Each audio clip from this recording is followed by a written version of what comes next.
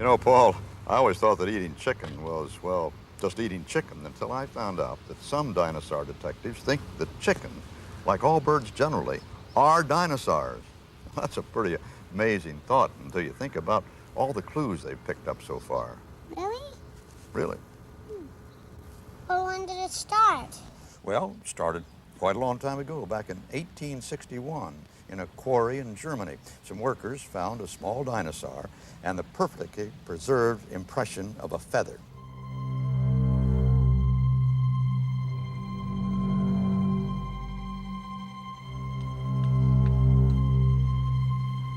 The feather that was found in southern Germany caused an uproar. The 19th century fossil hunters, dinosaur detectives, were confused, for the feather should not have been there at all. The limestone rock dated back to the age of dinosaurs, millions of years before birds were thought to have evolved. I think it was a real bombshell when this feather was found. You can imagine it was only 2 years later, after Charles Darwin had published his book on the origin of species, founding his theory of evolution. And in 1861, a single bird feather was found in these quarries in the Solnhofen lithographic limestone.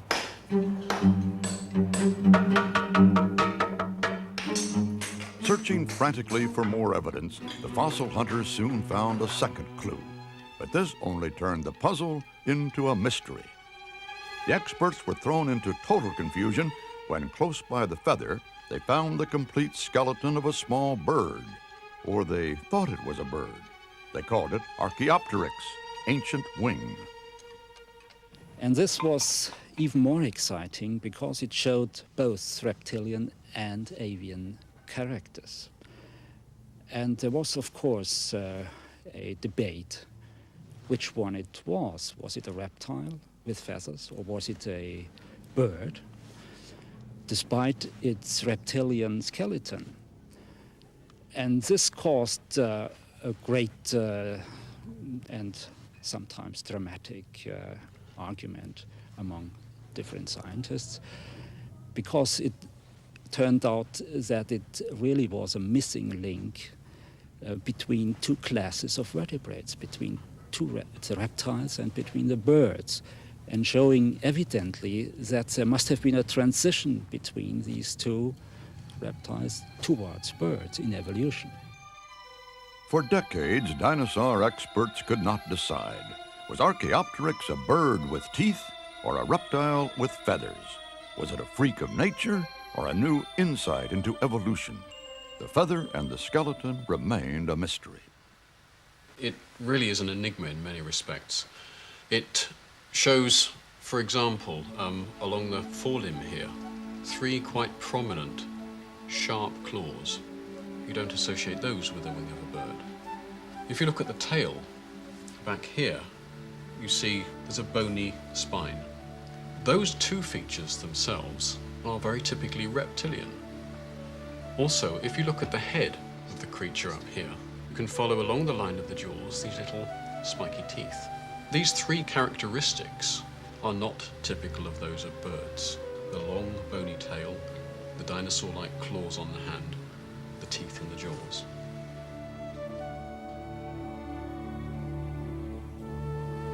From the time of its discovery until the mid-1970s, Archaeopteryx has been regarded as a linchpin in the evolution of birds.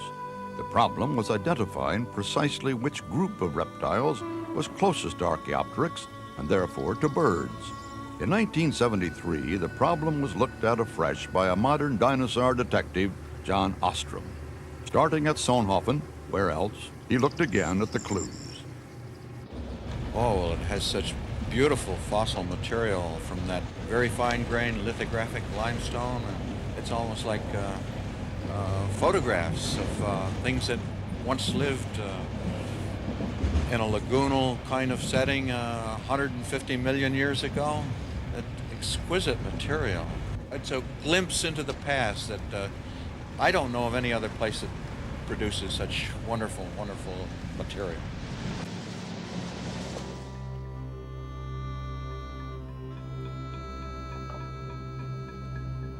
I see the rock record as a vast library, but most of the pages are blank. There are pages that are just full of information, like the Solnhofen limestones have produced for us. My fieldwork expeditions has been tracing down blank pages because there have to be pieces of information on those blank pages that simply haven't been discovered yet. And I've been very fortunate in finding some evidence on some of those blank pages. The mine in Bavaria has filled in some of the gaps. Because the lagoon in which the feather and skeleton were preserved is unique, the remains of Archaeopteryx and other creatures are perfect in every detail.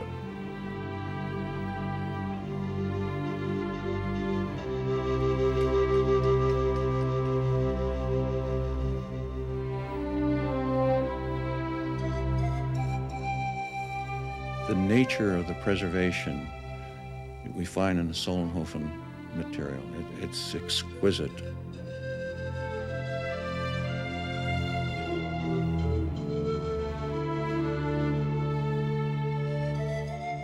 One of the most remarkable of all finds, of course, are those specimens of Archaeopteryx, in particular the Berlin specimen, which shows such beautiful detail of the feather imprints. It's remarkable, a kind of photographic image almost that is preserved from 150 million years ago.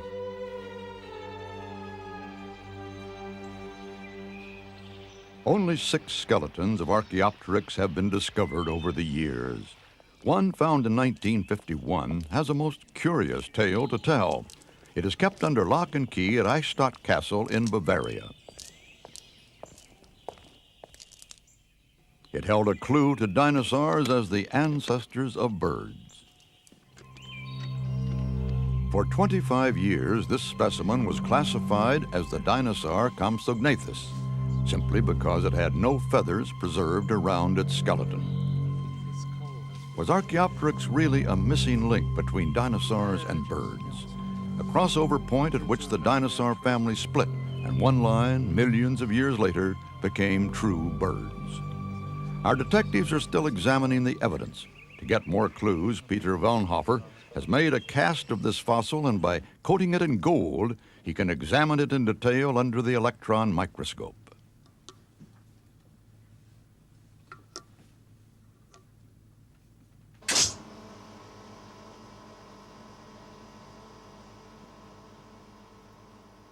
One of the most striking features in Archaeopteryx is that it has teeth, and these are in fact reptilian teeth. I'm trying to compare the teeth of Archaeopteryx with the teeth of Compsognathus. Compsognathus, of course, is a small dinosaur, which is supposed to be closely related to Archaeopteryx. The small dinosaur Compsognathus may hold the key to Archaeopteryx ancestry. Could it be a close relative? Well, if you take a quick look at the anatomy of something like Compsognathus, this nice model, which is actual size, and you look at the anatomy of Compsognathus, or as you see it preserved in that fine specimen, compare that with the skeletal remains in Archaeopteryx. And there are so many skeletal details that one has to conclude, I think, that they came from a common ancestor. They evolved from the same source of a small dinosaur of this general kind.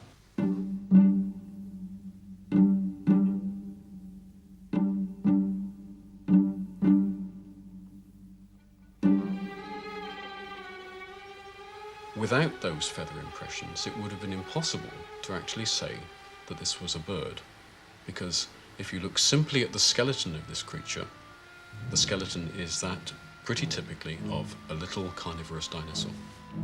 The bird-dinosaur nature of Archaeopteryx prompts other questions. Could it fly like a bird? The main feature which distinguishes Archaeopteryx from other dinosaurs is that it's got feathers. And we think they acted aerodynamically. Now, if you look at the feather of a modern bird, like this swan, and compare it with the feather of Archaeopteryx, you see exactly the same structure. Central shaft with veins radiating off it. What's most important, the shaft doesn't run down the middle of the feather, it runs slightly off to the side. That means the feather aerodynamically is optimally designed. There's no reason for Archaeopteryx to have a feather like that unless it flew. I wouldn't want to say Archaeopteryx is definitely an ancestor of all modern birds, but it is the closest specimen we've got to that lineage. Archaeopteryx itself may have been a dead end, but on the other hand, there would have been animals probably quite similar to it, which weren't dead ends. And the sort of changes which had to happen would have been a loss of the bony tail, further reduction in weight, like thinning the skull, losing teeth, losing anything which is unnecessary, like the claws on the forelimbs. When we get to the next fossil birds after Archaeopteryx, all these changes have happened. I like to think of it as almost a snapshot in time, of course, evolutionary change in the act of changing. Evolution caught in the act? Archaeopteryx is got to be the nearest we've got to what is effectively an evolutionary missing link. It's lying very, very close to the borderline between what is effectively a true dinosaur and what is perhaps one of the earliest known birds. Archaeopteryx is the nearest we'll ever get to catching evolution in the act. Dinosaurs did not really become extinct. They left their offspring, and these are the birds, and it's some kind of happy feeling to see birds flying over you and regarding them as dinosaurs.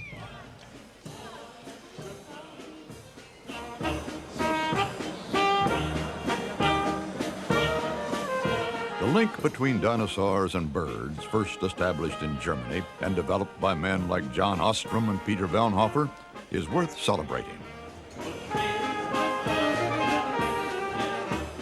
Dinosaur detectives don't find missing links every day, but as they toast, other investigators are proposing even more radical ideas.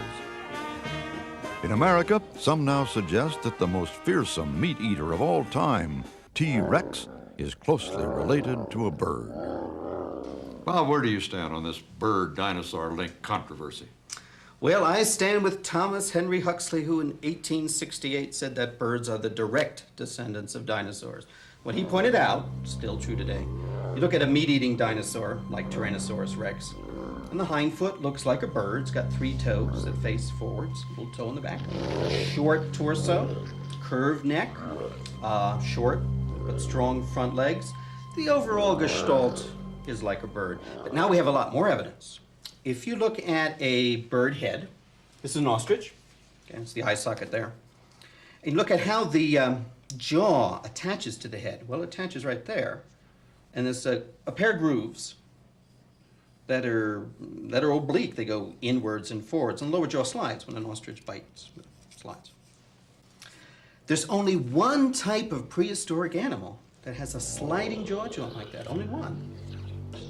That's the big meat-eating dinosaurs. Okay? So there's a detailed mechanical resemblance between a dinosaur and a bird.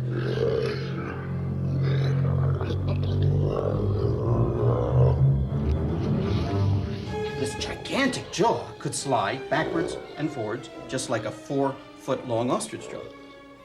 But the thing I really love is most people think of birds as delicate, and Tyrannosaurus rex is rather big and crude. It's not true. Tyrannosaurus rex is incredibly closely related to birds. There's the T-Rex head. Giant, 5 feet long, and it looks massive. It looks real solid. But it's not. It's hollowed out. Nearly every bone of a Tyrannosaurus rex skull was penetrated by air ducts connecting to the lungs, exactly as in a bird skull, exactly. Down to fine details of where the nerves and blood vessels go, and these air ducts. Tyrannosaurus rex is a bird head. It's a bird brain and an airhead. You take your ostrich, get a chicken, maybe you're a pigeon, cut the skull away, and you'll see a ductwork just like that. So whether you're talking about overall resemblance or detailed plumbing, birds are dinosaurs, and your parakeet is a close cousin of Tyrannosaurus rex.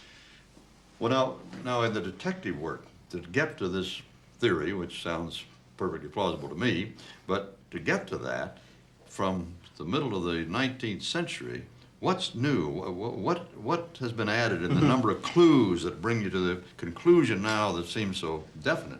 Well, by 1870, they knew that some sort of dinosaur was the direct ancestor of birds. They really had a good case. They also knew it was probably a meat-eating dinosaur. But they didn't know which of the many meat-eating dinosaurs was closest to birds. What we've added in the last couple of years is it's the very advanced, air-conditioned meat-eaters like Tyrannosaurus or the little Troodon.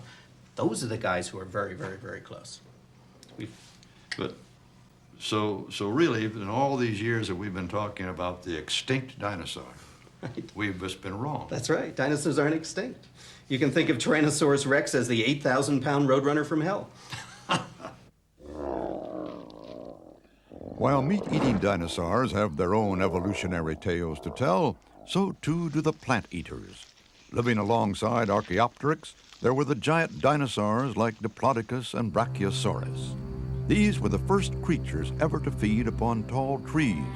To do this, they had to evolve extremely long necks.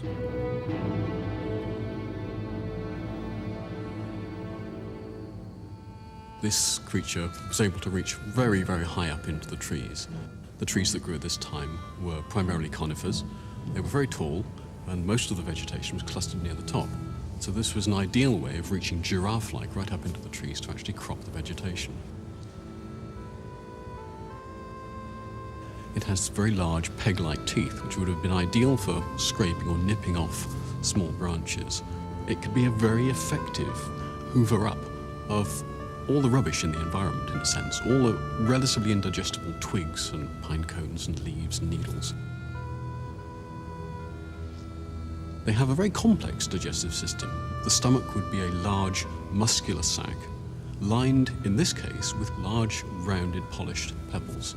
These would be acting like a mill to pummel up the plant food. The teeth weren't designed to chew up the food, so it uses stones in its stomach instead. Once it's reduced the plant food to a mushy pulp, it's then passed on to another part of the digestive system at the back end, and here there are like long cavernous tubes, and this mushy plant material passes into those tubes where it's mixed up with the bacteria, which then break down and produce the chemicals that allow the animal to live.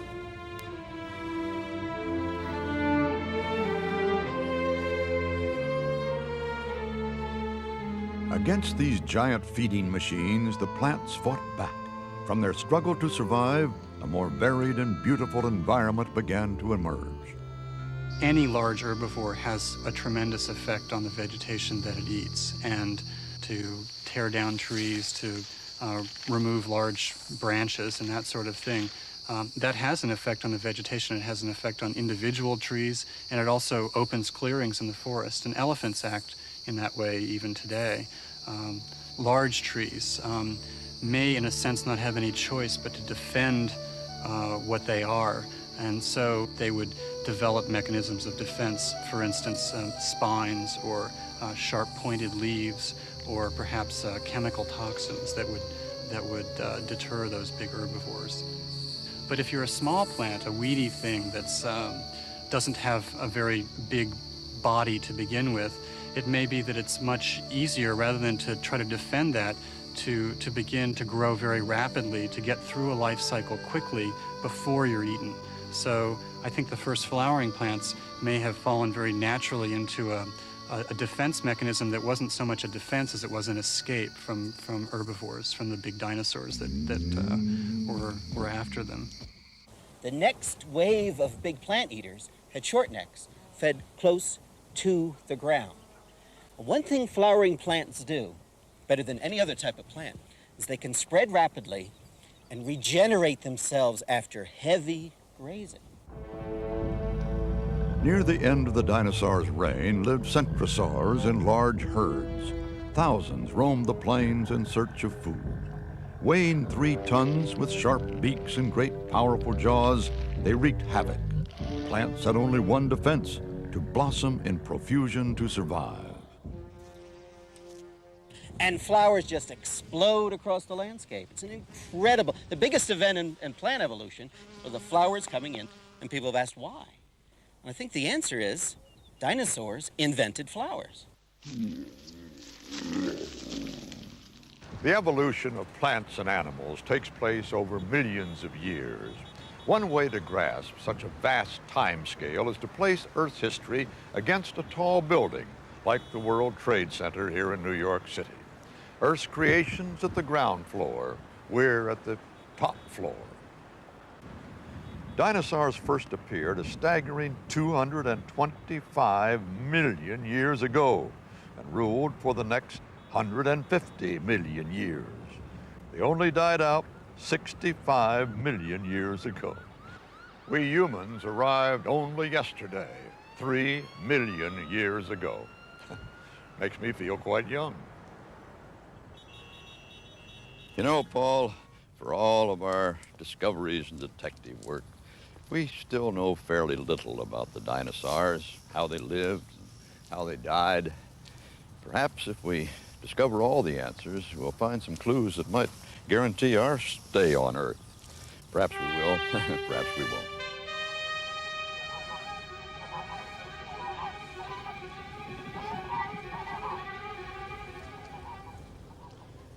These birds migrate every year to the four corners of the globe, just like their dinosaur forefathers used to roam the entire world millions of years ago. But if the dinosaurs dominated the planet for so long, why? Why did they die out? What happened? Let's look at the clues again to see if there's any hope of solving this mystery.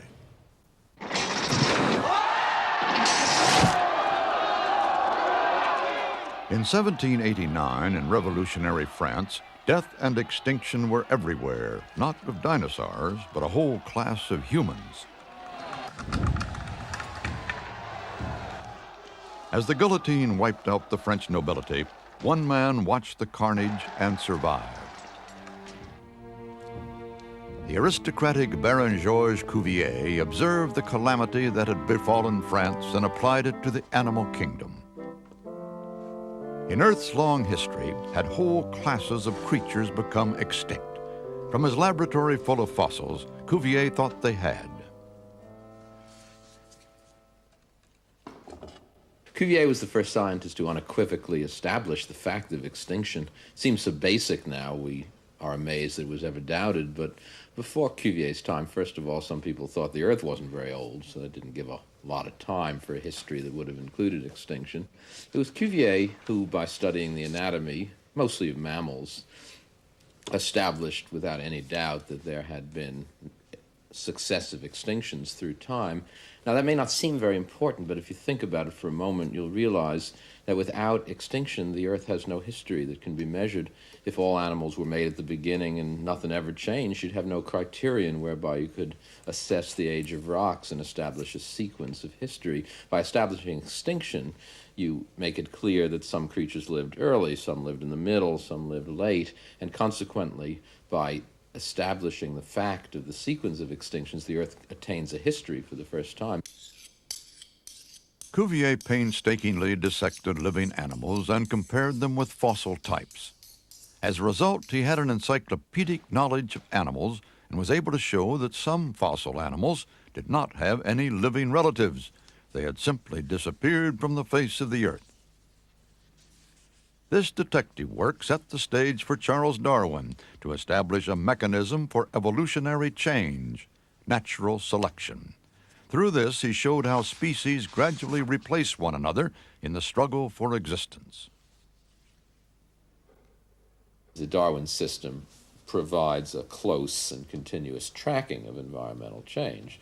Environment changes and organisms change slowly and steadily to match those alterations. It gets colder, elephants grow hair, and you have woolly mammoths. That's slightly oversimplified, but there it is. Now, if that was all there was, then there might be a much more sensible pattern. Life would match environments.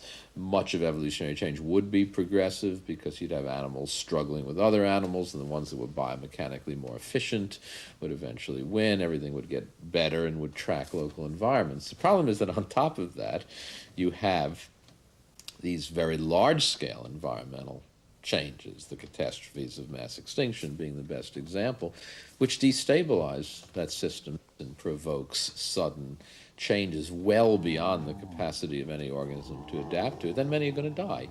just simply die as species. They'll be gone. At the dawn of the dinosaurs was Coelophysis. Lively and intelligent, it was well on the way to establishing the reign of the dinosaurs. Ironically, no sooner had Coelophysis got a foothold than the species was wiped out by a catastrophe. But rather than sealing the fate of the dinosaurs, this event gave dinosaurs as a whole their chance to achieve supremacy on land. For long before dinosaurs died out, the rock record reveals an earlier, near extinction that killed off many of the early dinosaurs like Coelophysis. In Nova Scotia, the red rock is punctuated by a significant white line. It marks a catastrophic event. Below it, Coelophysis and other early dinosaurs have been found. Above it, Coelophysis is absent, but in its place are the remains of later, more developed dinosaurs. Here at this site, two dinosaur detectives believe they have the evidence to show how dinosaurs rose to conquer the earth. At this white line here, we have basically a bookmark between two great chapters in dinosaur evolution. We see preserved here one of the four largest mass extinctions in the history of life on this planet. I mean, about 40% of the animal life that was on land quickly disappeared, became extinct. Well, here we have a large mass extinction. What you got to wonder is what's the cause? There are lots of ideas, but one that's very tempting to us is that this extinction coincides with one of the largest known asteroid impacts in the history of life.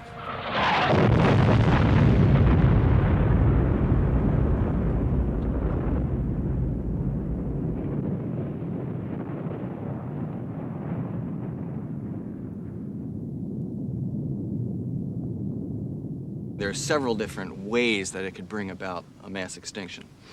Well, first you have this huge rock, which may be 10 to 20 miles in diameter, hitting the Earth at great speed. That's going to release a lot of energy into the atmosphere. And not only energy, but dust. And it's that dust that can block sunlight, that can interact with gases in the atmosphere to produce acid rain, changes in temperature, changes in the light cycle. It'll affect the creatures that are around directly, but it'll also kill what they're eating, so it'll cascade through the food chain. After that catastrophe, within 10,000 years, a huge amount of lava poured out on the surface in this region. In fact, lava poured out from Nova Scotia to South Carolina, a huge series of lava lakes.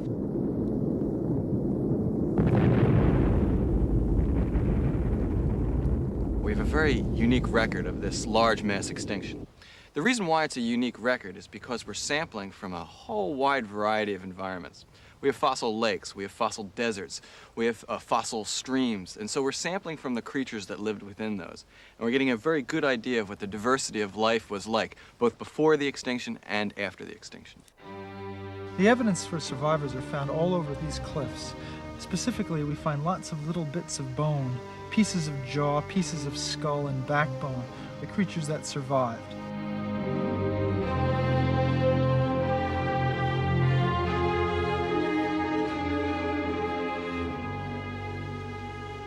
One of the first things we find are tiny footprints.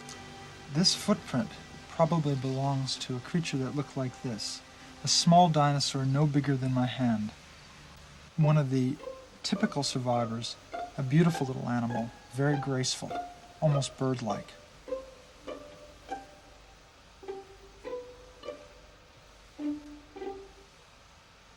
The other clues we found include these little bones. This is typical of the mammals and mammal-like reptiles that survived that boundary along with the dinosaurs. You have both forms. They're similar in size, they're similar in the fact that they survived the boundary, but for some reason, one group, the dinosaurs, becomes dominant over the next 150 million years. The destruction that wiped out so many species allowed the best adapted dinosaurs to fill the void left by others. In all their rich diversity, they evolved and flourished.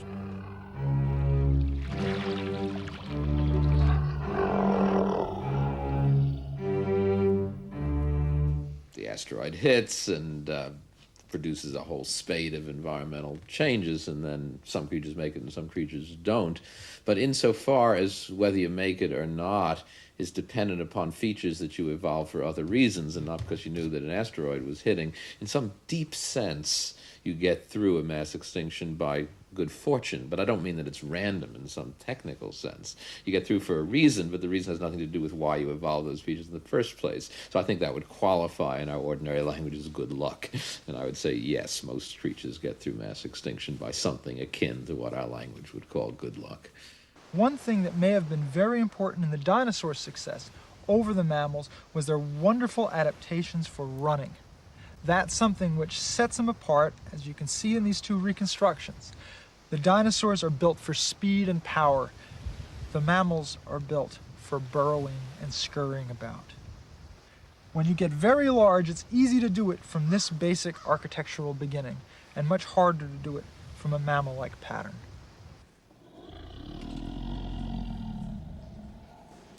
The kingdom of the dinosaurs was the longest and most successful reign of any creature on Earth. Our ancestors, the mammals, lived in the shadow of the dinosaurs for all their 150 million years. They survived as tiny, shrew-like creatures living in the nooks and crannies of the dinosaur empire. The real question was not why the mammals did so badly, but why the dinosaurs dominated the Earth. The early extinction killed off the competition. In the struggle for supremacy, dinosaurs had one big advantage: strong, upright legs. The large Tyrannosaurus and Allosaurus combined power with grace for running and supporting a heavy body. The bigger and really heavy dinosaurs made little pretense at poise. Both Centrosaurus and Brachiosaurus used their legs like straight pillars to support the great weight of the body. Evolution, in a sense, can be seen to be progressing very nicely through the fossil record. And then, bang, everything goes extinct, or a large percentage of everything goes extinct. The timetable is then reset, in a sense, and then evolution carries on again and progresses and develops. And then it can be reset again by an event, such as a mass extinction. The really intriguing thing is that these mass extinctions, it has been proposed, could be periodic. Death from outer space is not just science fiction. In March 1989, the Earth came close to another global catastrophe.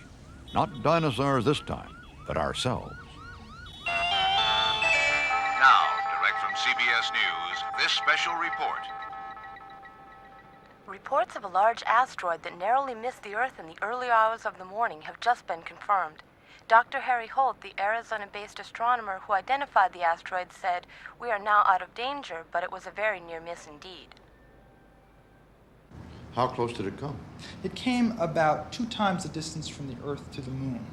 But that's considered pretty close. That's very close. If it was much closer, it would be pulled in by the gravitational attraction of the Earth itself. How much damage would that 89 meteorite have done? A lot. An object of that size, traveling at about 25 kilometers a second, would hit the Earth with a force that was equivalent to about 10 to 100 times the combined US and Soviet nuclear arsenal. So it would be a very, very big impact.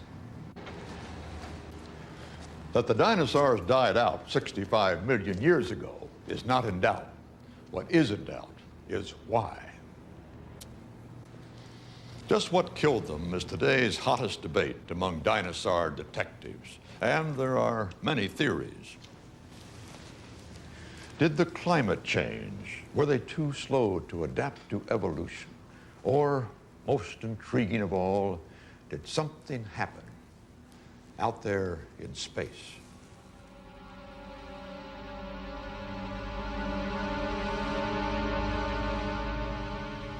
Something so cataclysmic that it extinguished the dinosaurs, as it were, in a flash.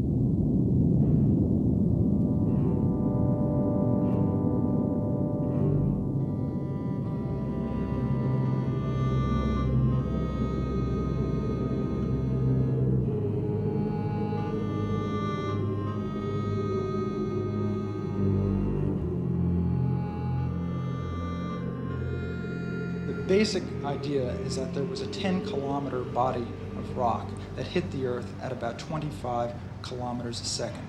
That would yield about 100 million megatons of TNT worth of energy upon impact. And that's 10,000 times the combined US and Soviet nuclear arsenal. So the near hit we almost had would be minuscule by comparison. Dinosaur detectives are in no doubt that an asteroid hit the Earth 65 million years ago. The question is, was it so catastrophic that it ended the dinosaurs at a stroke?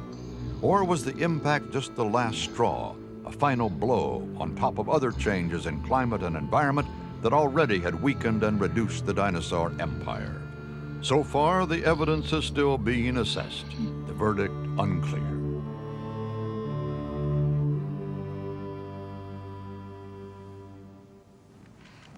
We're here in the beautiful Badlands of eastern Montana, and in this area we have some remarkable rocks that preserved some real evidence for a detective story. One theory is that the dinosaurs died very gradually as a result of changing environments. And in this theory, during 5–10 million years, the environments changed so much that the dinosaurs could not keep pace, and they died out very slowly. Fewer and fewer kinds of dinosaurs were present. In this theory, as we climb from the bottom of these rocks up to the boundary layer, we would find fewer and fewer kinds of dinosaurs and fewer numbers of dinosaurs. There's another theory that the dinosaurs died very suddenly, perhaps in only a few years. And this theory holds that at the coal layer, there's a clay that was laid down as a result of the impact of an asteroid. And the cataclysmic events of this asteroid impact caused the very abrupt demise of the dinosaurs. What I'm exposing here is an ancient coal deposit, as you can see down here along this black layer over here. And coming in the center of this coal deposit is this very distinctive white clay layer. This white clay layer contains, we believe, the remains of material that came from extraterrestrial sources, iridium and shock quartz. And these materials are thought to have come from a source that is not on Earth, but rather from the impact of an asteroid with the Earth. And so what we think is, because we never find dinosaurs higher than this level of clay, but we find dinosaurs all the way to this layer of clay in time, what we believe is that this layer of clay has something to do with the demise of the dinosaurs. Dinosaur detectives had, by 1980, collected a mass of clues that pointed to a catastrophe from outer space. What was missing was the final proof. Then, 10 years ago, Walter Alvarez claimed he had found the evidence that clinched the debate. Alvarez didn't introduce the first extraterrestrial hypothesis. There have always been extraterrestrial hypotheses, but in the past, they were in this curious scientific limbo. That is, they were perfectly plausible, but there was no evidence for them. What good is a plausible theory for which there's no recorded evidence? The importance of Alvarez is not that he has a meteorite or an asteroid or a cometary scenario rather than a supernova scenario. It's that he found this iridium level and for the first time gave us something we could test scientifically for catastrophic mass extinction. Walter Alvarez has found a layer of clay in the rock record that is saturated with iridium. It should not be there. Iridium in that concentration, he claims, could only have come from outer space. Here, he says, is the final proof why dinosaurs died out. Their world was extinguished by a calamity, immediate and devastating. Well, what it tells us is that the killer was a large rock falling from the sky, a very large rock, something maybe 5 miles in diameter, something like that, falling at a very great speed, landing on the Earth and causing a variety of really terrible environmental disturbances, the result of which was that dinosaurs and many different kinds of shelled animals, plants, microscopic animals and plants in the ocean perished. The iridium was the first evidence we found that the Earth was struck by a large object, comet or asteroid 65 million years ago. But in the 10 years since that have followed, a great deal of confirming evidence has been found of various kinds. For example, the same clay layer that contains the iridium also is full of little tiny drops of rock matter that were originally little droplets of molten melted rock, melted by the heat of the impact and then dispersed around the world, and they have fallen to Earth after the impact. We find those all over the world. Lots more lines of evidence, various kinds of technical things, all confirming the conclusion that a large object struck the Earth at exactly the time the dinosaurs died out. The sudden impact theory has not convinced all dinosaur detectives. The clues in the rock record are, for some, still too uncertain to close the file on the death of the dinosaurs. Is there evidence to connect the iridium with the disappearance of the dinosaurs? And I am not convinced. Now, the scenario suggests that on a Tuesday afternoon, the sun was shining and the dinosaurs were just as happy as can be, and by Wednesday morning, the plain was dotted with these green lumps of putrefying flesh, and the mammals were scurrying around enjoying their prosperity. But the problem is the fossil record cannot distinguish between an event which happened between a Tuesday night and a Wednesday morning and an event which took 10,000 years to occur. And there's a world of difference between these things.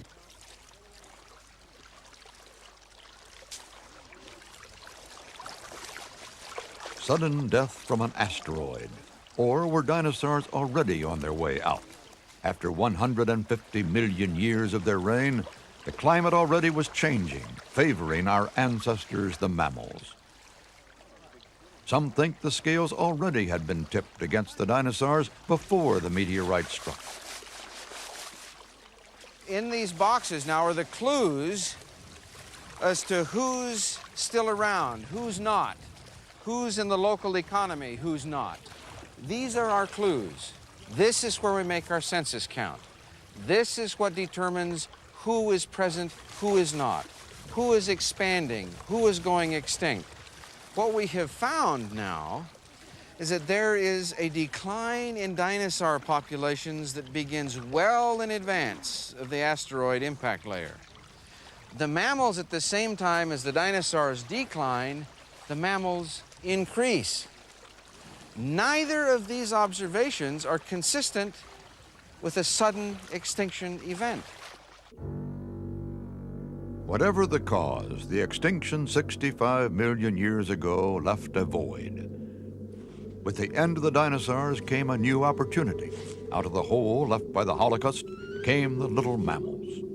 If you want to argue, it's plausible that mammals got through and dinosaurs didn't, because mammals were small and smallness conveys advantages. They weren't small because they knew a mass extinction was coming. Presumably they were small for negative reasons, because dinosaurs dominated the environments of large-bodied creatures. And what about the large reptiles that are still around today? How did they survive this mass extinction?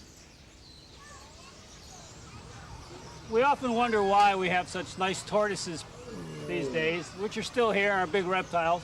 What happened to the dinosaurs? Dinosaurs may have had a problem with sex. A problem with sex in the sense that they probably had temperature-dependent sex determination, like modern reptiles. Most modern reptiles, the temperature of the egg determines the sex of the hatchling. A warm turtle egg gives a female turtle. A cold turtle egg gives a male turtle. This tortoise, it's a male. It came from a cold egg. In the case of lizards, a warm egg makes a male.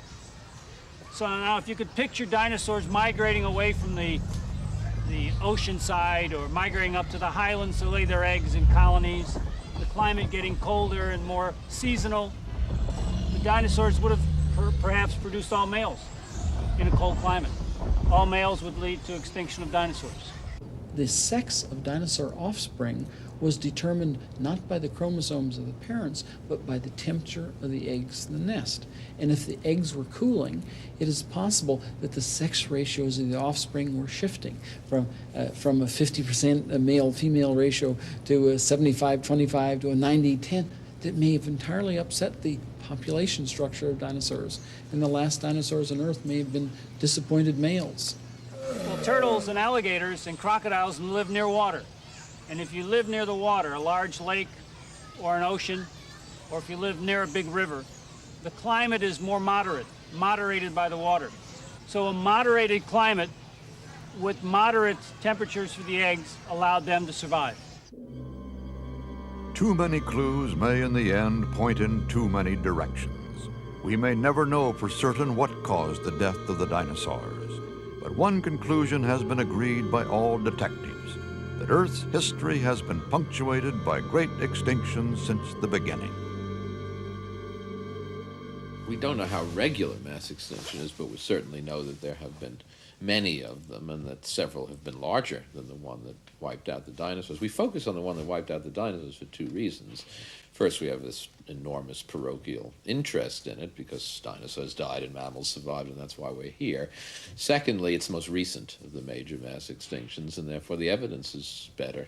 Extinction and evolution, which brings us back to Archaeopteryx and its feather, where our story began. All dinosaur detectives agree that in looking at the clues, especially whether dinosaurs survive as birds, requires a great deal of imagination. We try to visualize the world of 200 million years ago, how the dinosaurs lived and how they might have died out. But if we, as it were, imagine forward, fantasize millions of years from now, is it possible, is it just possible, that the most successful species ever might, as we say, stage a comeback?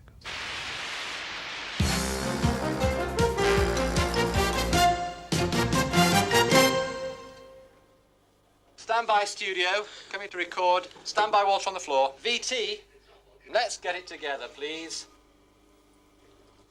Stand by, studio. Stand by, Walter. Counting in 10, 9, 8, 7, VTRB, Q-tape. Coming to camera 4 first. 3, 2, 1, 0. Take 4 and cue Walter.